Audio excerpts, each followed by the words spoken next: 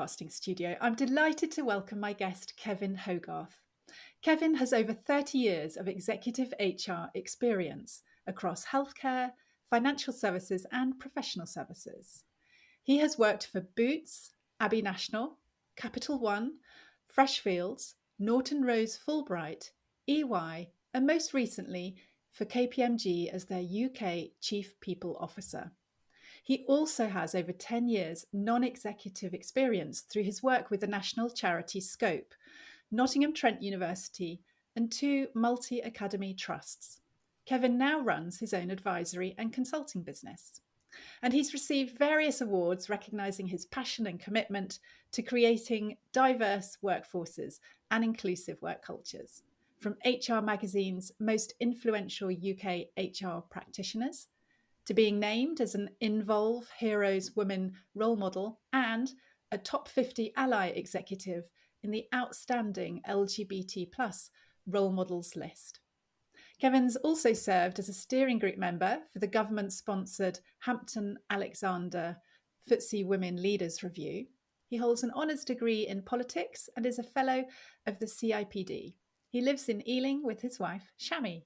Welcome to the business of being brilliant, Kevin. Thanks, Helen. Thank you very much for the invitation to join you in this conversation. Oh, I'm really glad you can join us. And that was a really impressive bio I just read out there. I can't wait to chat a bit more about it with you and hear about how that career path evolved over time, etc. And the things that you're focusing on, particularly now. But a nice, gentle question to ease us into the conversation, something I often ask my guests is, when you're not busy doing all that work stuff, what is a favourite way to spend your time? I live with my wife, Shami. We both love good food and good wine. So you'll often see us in the local restaurants, or maybe out for a posh meal in central London. And also I'm a very keen supporter of Newcastle United Football Club. So also, particularly given the success that we've been having this season, you'll often see me either at home, sat in front of Sky Sports, or in a pub somewhere watching Newcastle's latest victory. It's not often I've been able to say that. So you're making the most of it. Absolutely, while it lasts. That's great. Lots of dinners out to celebrate their progress. So, Absolutely. yeah. Oh, well, I have to admit, I'm not up to speed on the football teams and how well they're doing. But great to hear you've had such a positive year so far and We something have. to celebrate. Fantastic. And in reading out your bio, I gave people a very quick feel for, your career, the kind of very senior HR roles you've held, and also how more recently you've been kind of diversifying your work into more charitable organizations, educational sphere, etc.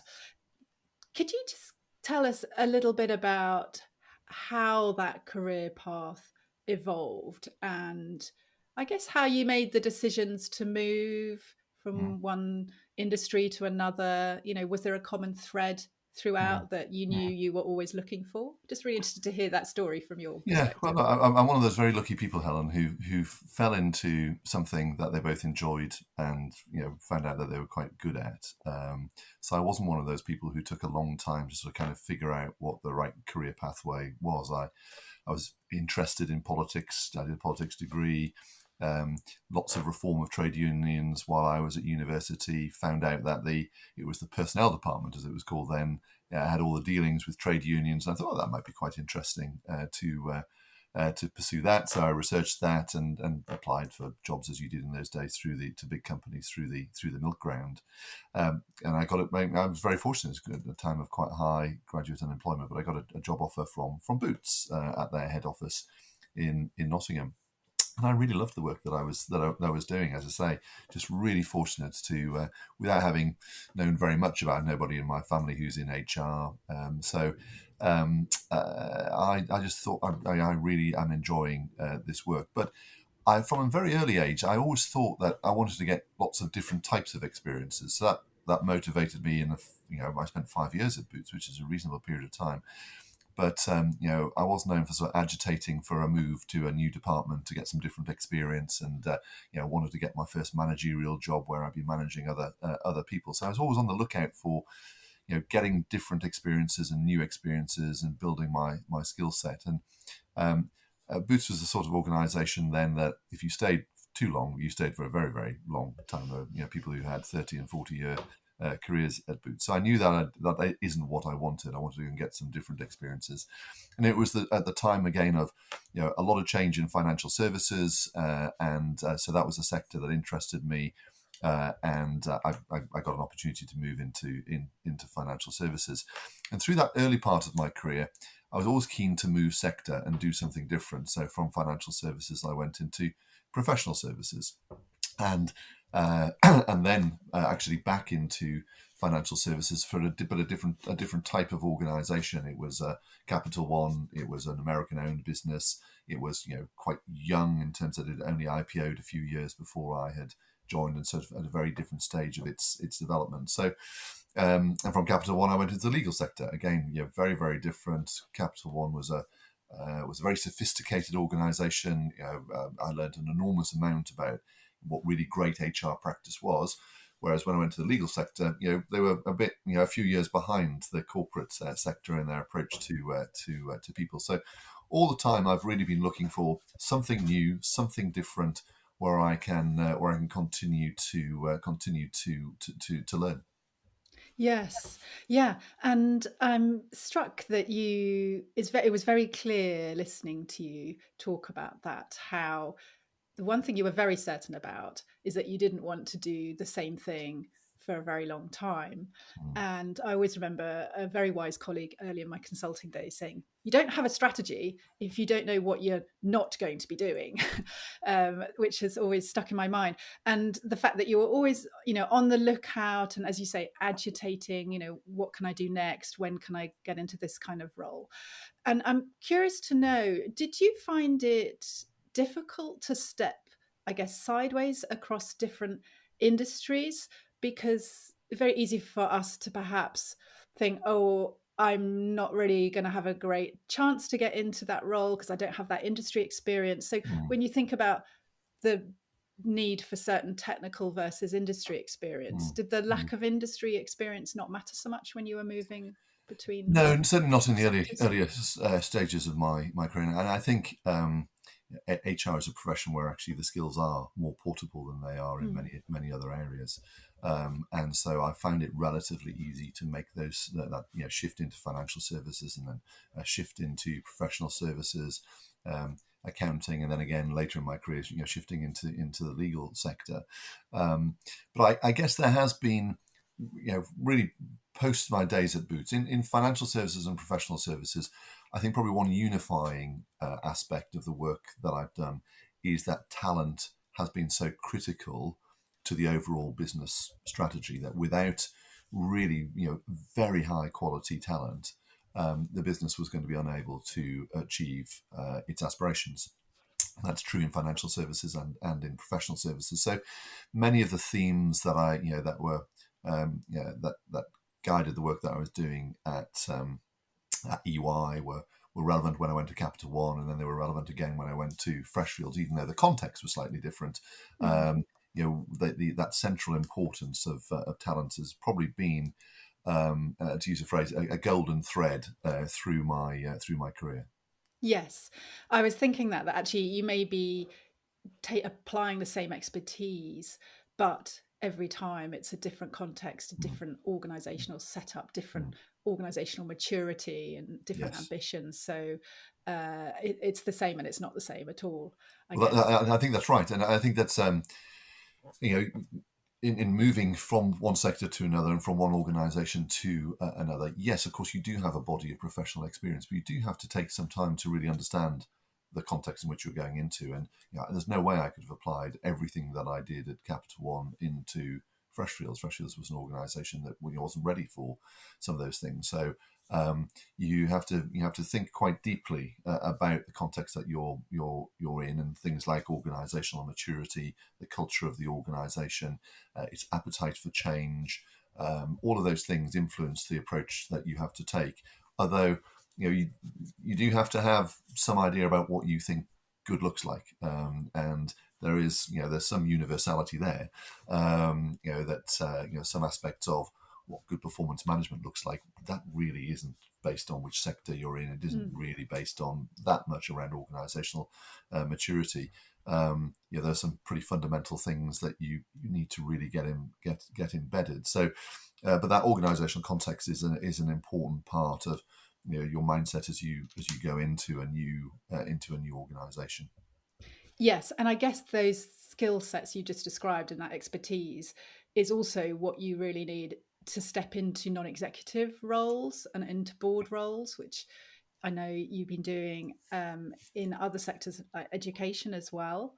Can you say a little bit about making that transition from Yes, well, look, perhaps senior management leadership role into yeah, more board? it is a bit of a transition because when you're in a senior executive role, you're used to when you say something that usually things start to happen. You talk to your team about what needs to happen, and they go away and start to do things. When you're a non-exec, that doesn't always happen. Your advice can be listened to, or it can be ignored, and you have to get used to that. It's a different type of role that you're performing. I mean, I was very fortunate. The opportunity to get involved in non-exec work came along while I was at Capital One, through connections from the chief executive with Scope, and then with Nottingham Trent University, and they were looking for somebody to work with them. And I've thoroughly enjoyed that. It's a different way of applying your skills. It's a way of giving back to the organisations that I've worked for. But also, I've learned an enormous amount, Helen, I would say, from particularly around what good governance looks like, because I've seen both good and bad governance in the organisations that I've worked in as a non-exec. And if I take the university, for example, it's probably the best governed organisation that I've ever been associated with, and I would often take back things that were being done in the way in which the board and the board committees were running at Nottingham Trent University into the organisation in which I was working, and saying, actually, I think we could do that. We could do that better. And it's certainly where I learned, I think, what being a non-executive really is all about. So hugely valuable in terms of my continuing skill set, but also I think I've always had an eye to what's coming next. And I guess I was relatively young to start getting involved in non-exec work. I was probably in my early 40s, I guess, something like that. But I knew that at some point I'd want to do what I'm doing now, which is to do independent work and non-executive work. And so I was preparing for that and wanted to Mm. build a network and build my skills and my exposure and have that on my CV. Quite frankly, to have something on my CV that would demonstrate that I knew what it was like to be a non-executive, albeit in the voluntary sector or in the third sector. I've never regretted doing that. Yeah. And listening to that makes me think, maybe getting into board roles and non-exec roles is a bit like pensions, in that for a lot of us, it's probably not something we think enough about until it's really time to be absolutely thinking about it a lot. And in Mm. fact, the more we can think about and prepare for it earlier, the better, much better placed we are when that time in our careers or life comes around. It's so easy to not think about pensions in your 20s, 30s, because, Yes. older age feels such a long way off. And I guess it might be similar in some ways for people who are early on, mid into their career, thinking, oh, well, I'm a few career moves away, or a few, working years away Mm. from thinking about applying for board roles. But actually, I'm going to guess you're going to say there are things that people can start to do quite early in their careers Yes. to position them to make some of those options more likely. Can you? No, and you're spot on, Helen. I think that's absolutely right. That my experience of working with professionals as they come towards the end of that, their first career, because many of us, of course, now through our 100-year life are going to have 2 or 3 Or 10. careers, or however many. That's right. And I think that's right. I think busy professionals tend to leave it too late, and I understand that. They're very committed to their professional careers, particularly when I'm talking about law firm partners and Big Four partners. They've got a demanding demanding clients that want their time and attention, want things turned around very quickly. They've probably also got family commitments, young family. I did when I was in my early 40s and starting. So there's lots of competition for your time. Um, but certainly, if you leave it too late, then particularly finding paid non-executive work is really quite hard. If you haven't got any board experience, and I think one of the ways around that is to start to get experience in the third sector, unpaid work, arts organisations, charities, in education. As I've done, there's no shortage of organisations that are Mm. looking for people to come and help them on a voluntary basis. And I do think actually it's very important that we do get younger people on boards. I mean, it's not an uncommon experience to be sat around a board that has actually quite good diversity in terms of gender and ethnicity, etc. But we're all the same age. Yeah. We're all in our 50s, and we have a particular viewpoint that of our generation, and it would be great to have some people in their 40s or even in their 30s who are adding different perspectives to the discussions that we're having around the board table. So I would absolutely encourage people at really relatively early stage of their careers. There are opportunities for them, and I'd encourage them to explore them and take them. Yeah. So even if it's just an interest in their home lives, helping to run their, I don't know, local rugby club or Absolutely. whatever, Yes. Yes. all of those kind of, I guess, management governance related opportunities Yes. are going to be relevant at some point. And, Yeah. and it's a way of perhaps following a passion. If you may have a passion around the arts, but that's something which you no longer have very much time for in your life. You may have played in an orchestra when you were younger, or maybe you're involved in the theatre when you were younger, and that's just got squeezed out of your life now because Yeah. of all the other competing demands. You can combine that passion for the arts by sitting on the board of an arts organisation, and it's tremendously fulfilling and stimulating. Yes, and I love this idea, linked to what you were saying about, we have different careers over our much longer working lives. There might be something that is more of a hobby for us now Mm, in the current chapter of our careers or our lives, but because we care a lot about it, we do stick at it. But actually, that might become much more central to our mhm, working lives in a later career absolutely. stage. So it's nice to kind of almost look ahead, see almost like different lanes on a motorway and think, okay, I'm motoring down this lane, but Yes. this I might switch into that lane Absolutely. Yep. later on. Yeah. Yes. And you talked a bit about, how when we're in busy professional demanding roles, there's a lot of demands on our time, and there might be so many things we'd love to do, but we have to really prioritize just to keep our heads above water and not, burn out. And so there are some things we may want to say, we may have to say no to because it's maybe the great opportunity or a really Mm. interesting initiative that's come up, but it's just not the right time. How over the course of your career and today, how do you decide what to invest your time in, what to say yes or no to? And Oh, it's so a do real, you, do you yeah. actively curate your different working experiences, or is it a bit more ad hoc? No, I think I do, but I find it very hard because I'm just naturally very curious and enthusiastic about most things. So particularly when something new comes along, that's the sort of thing that I like. Oh, it's new, right? Okay, it's new and it's novel. That's what gets me interested, and so I find that very difficult. I have to say.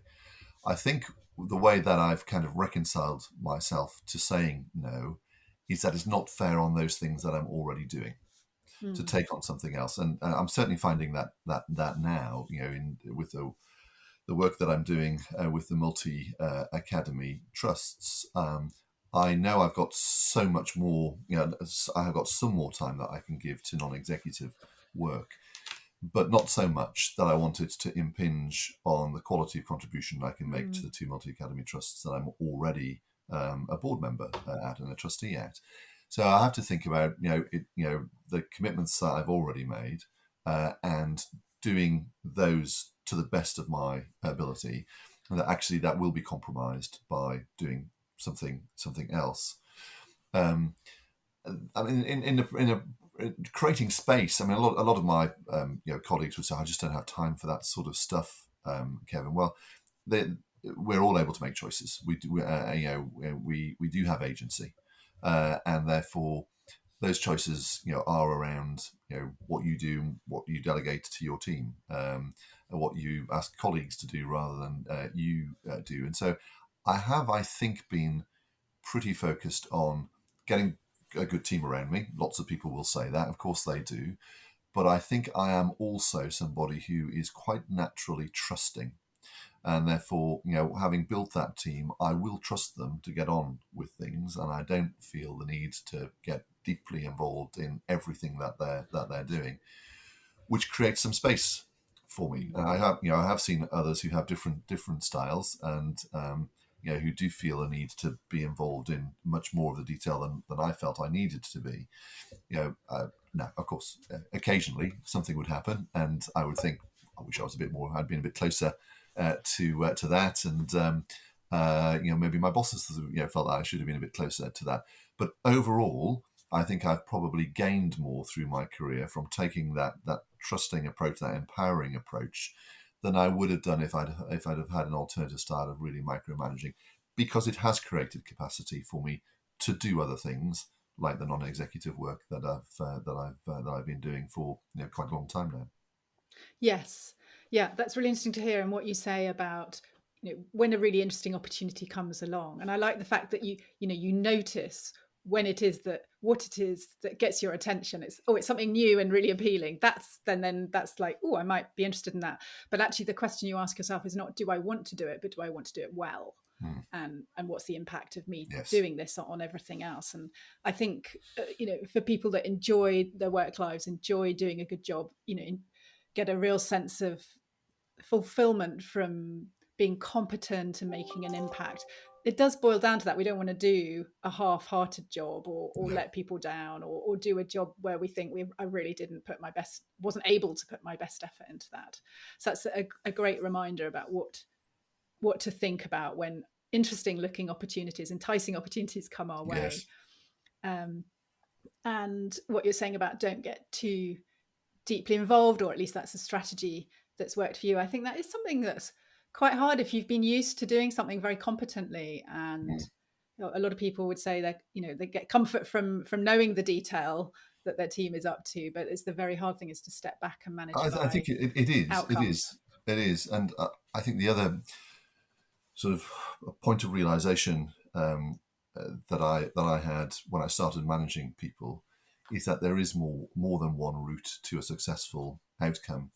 And often I'd sort of be reviewing the work that somebody in the team was doing, and I would think to myself, well, I wouldn't quite have done it that way. But the question is, are they on path to get done what needs to be done? The fact that they've not done it the same way as you would have done it may not necessarily be that important.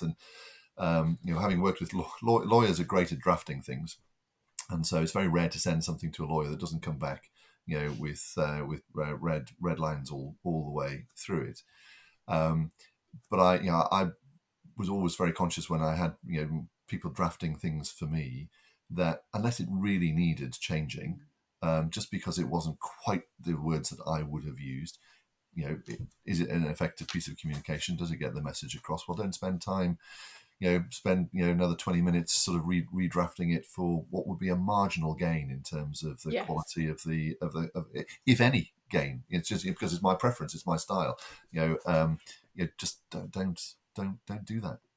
Yeah, I think that's an example that really resonates, certainly for me, having had that experience in the past, and I'm sure for other people listening. So that's a great reminder. And I know you've talked a bit about you know different encouraging different talent, and as you were just saying then, letting people, appreciating that people can do things in a different way to you but still do them very well and very competently.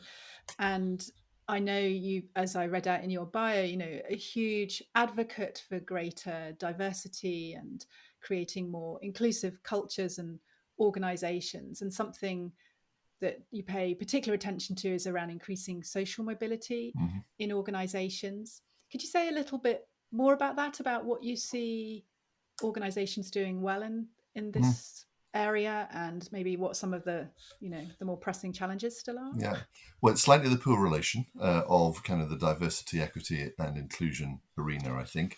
But actually, for me, it's probably the most important of all of them because a lot of research shows that uh, your social class will have far more bearing on your life chances than either your gender, your ethnicity, your sexuality, or your degree of physical capability.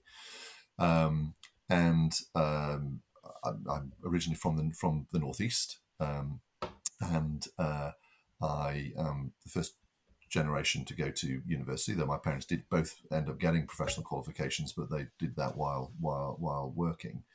Um, and I'm just, it's just part of the way that I am wired is that I want life to be a bit fairer for people and for people with talent to come through regardless of their backgrounds. And I have to say, was incredibly privileged in my time working at KPMG to work on a number of their social mobility projects. The key for me that I saw at KPMG, which differentiates them from many other organisations, is the quality of the data that they have. They've been collecting data about people's socioeconomic backgrounds since 2016. Most organisations, Mm. many organisations don't capture that information at all currently, and those who do capture it, have only been capturing it for a few years. But I think it's so important because without data, how do you know what's going on? So, at KPMG, we were able to do studies about progression rates of people from different socioeconomic backgrounds, and that's the way in which we were able to determine that that was the factor that was influencing people's rate of progression more than anything else. Wow. That's not to say that gender, ethnicity, etc., don't have an influence. Of course they do. But social background was the dominant one. So definitely gathering data. I think and then applying all of the great things that organisations already do in the DE and I space of setting targets, measuring progression and promotion rates, looking at what's happening with pay, what's happening with bonuses. Um, developing interventions, looking at employee resource groups. So, at KPMG, we set up a social mobility network for people who are interested in that, and having set targets, then reporting on a regular basis about progress to those targets. I think recruitment is clearly critical, particularly for professional organisations where many people who are in lower socioeconomic groups just don't ever think about the fact that a career at an investment bank or a law firm or a big four accountancy firm or a consultancy is a sort of career that people like they could ever aspire to do. So I do think that outreach, particularly at schools, as those attitudes are forming about what people might do with the rest of their lives, particularly in social mobility cold spots, and they are a thing. You can there's data that shows where those social mobility cold spots are. So outreach into those communities, work experience programs that can be offered, and then continuing that into recruitment and making sure that recruitment programs have outreach into those areas. I could talk about this for a very very long time. It's a real passion of mine, Helen. But I think the main thing for me is to say to organisations, put it on the same footing as all of the other characteristics that you're currently working on in terms of creating a more diverse workforce and a more inclusive culture. Yes, and listening to you describe, you know, all those different aspects of improving social mobility in the workplace, I'm struck by, the breadth of the work that needs to happen Mm, around it, and how it's not just a we'll do this a couple of times a year. It's mm, actually taking a very systemic look at this question. And as you say, the first challenge is to get really good data and then to use that data really well. But it's not single faceted. no, no, It is in itself you need a multifaceted approach if you're yes. really going to shift the dial a bit and make it a much more socially inclusive organization. That's absolutely right. There, as with all aspects of increasing diversity and building inclusive cultures, there is no silver bullet, unfortunately. And so it is about moving the organization and the systems in the organization forward in many different ways, and there are many different interventions are required to make the progress that we need to make. The good thing is that what tends to happen is that in making progress with regards to social mobility, um, we will make progress in other areas as well, because actually creating greater diversity and more inclusivity benefits all people who are underrepresented in the organisation. So it's not a one or the other. These are all areas that organisations need to be focused on. Yeah, that's a great reminder that we're not focusing exclusively on certain demographics or certain employees, but actually trying to create an environment that works for everyone. That's much better for everyone. It's been so interesting listening to that, and I know that this is an area that you're continuing to focus on. Can you let people know who found the conversation really interesting, how they can perhaps connect with you professionally or follow some of these topics that you are working in and advising clients on? What's the best way for them Well, to do that? they'll all find me on social media, particularly on LinkedIn. So will regularly be commenting, particularly on areas around diversity, equity, and inclusion. I'm now quite a regular speaker and panel member at various events. Certainly very happy for people to approach me directly through LinkedIn.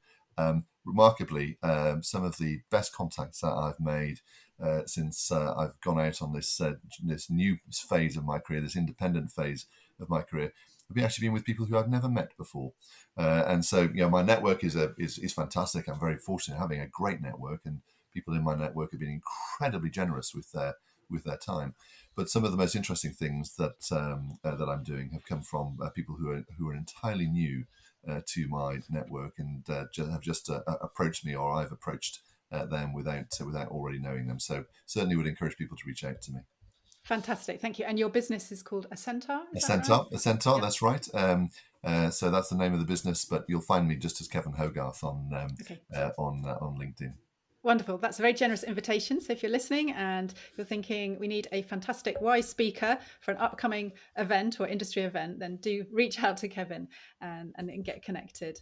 Kevin, thank you so much for giving your time and today to talk on the podcast and to share, all the different experiences you've had and some of your reflections about, what's really helped open up career opportunities for you throughout different stages of your career, and how you've weighed up sometimes those difficult decisions about what do I invest my time in, and how is that going to be rewarding in different ways for me, and what do I say no to, which is conundrum we all face every day. So thank you so much for being a brilliant Well, guest. no, thank you so much for the invitation. I've really enjoyed the conversation. Thank you.